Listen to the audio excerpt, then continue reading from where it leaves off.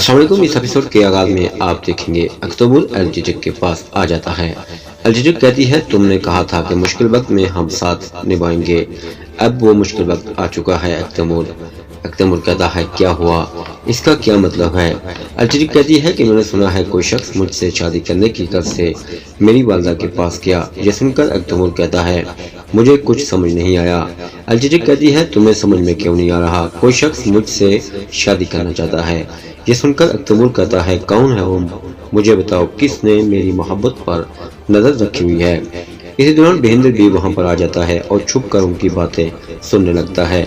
अल-जिजक कहती है कि बेहिंदर भी वो वालदाई सुल्तान का नाम लेकर मेरी वालदा को राजी करना चाहता है। अगर मेरी वालदा राजी हो गई तो मेरे वालिद भी राजी हो जाएंगे। ये सुनकर अख्तबुल कहता है, बेहिंदर, मैं इसे देख लूंगा।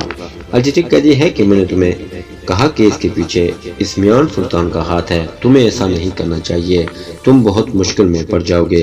अख्तबुल ये कहकर कहता है कि चलो चलते हैं। अल-जिजक कहती है, कहाँ पर?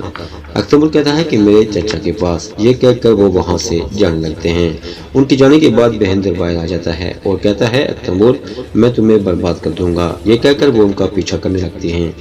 अख्तबुल और अल-जिजक अपने घोड़ों पर सवार वहां से जा रहे थे, जबकि बेहिंदर भी मुसलसल उनका पीछा कर रहा था। दूसरी जानब उस्मान सरदार अपने सिपाहियों के साथ करारगाह में मशक कर रहा था। उस्मान बड़े गुस्से से उन्हें मार रहा था और कह रहा था, तुम लोग ये क्या कर रहे हो? तुम लोगों को लड़ना भी नहीं आता, हम जंग कर रहे हैं, जंग। ये कहकर बड़ा खातून वहां आ जाती है और कहती है, रुक जाओ, थोड़ा सब्र कर लो, पानी पी लो। जिसके बाद वो उसे उठाकर पानी पिलाने लगती हैं और कहती हैं, क्या आप तुर्गत की वजह से इतने गुस्से में हैं? उस्मान कहता है, मेरे सिपाही और सरदार तख्त के ख्वाहिशमंद हैं। वो तुर्गत बरसों से हर जंग में मेरे साथ शामिल था, अब एक किले के लिए मुझे धोखा दे दिया। बाला खातून कहती है, आप अपने गुस्से पर काबू कर लेंगे। उस्मान ये सुनकर कहता है, मेरे सरदार, मेरे सिपाही अगर अचानक मुझसे धोखा करते हैं तो फिर क्या होगा? बाला खातून कहती है, हम दुआ करेंगे, होशियार रहेंगे, शैतान के फितने से महफूज रहेंगे।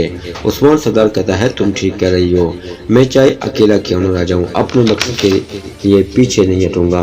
बाला खातून कहती है, आप अकेले नहीं हो उस्मान, यकीन करो, मैं हर रास्ते में तुम्हारे साथ चलूंगी, चाहे कुछ भी हो जाए, हम मिलकर फतूहात हासिल करेंगे और शहीद हुए तो इकट्ठे शहीद हो जाएंगे। उस्मान कहता है, मैं जानता हूँ बाला, लेकिन इस दिन ने हमें दिखाया है कि हम शहीद हो जाएंगे। इसी दौरान अख्तबुल और अल-जिजक अपने घोड़ों पर सवार वहां पर आ जाते हैं। बेहिंदर भी पीछे पीछे उनके साथ आ चुका था और झाड़ियों में छुप कर कह रहा था, वाह उस्मान वाह, आपने अपनी करारगाह यहाँ पर बनाई है।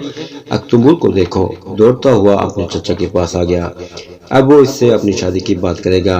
हुसैन, यहाँ से चलते हैं, अगर किसी ने देख लिया तो हमें मार डालेंगे। ये कहकर वो वहां से रवाना हो जाते हैं।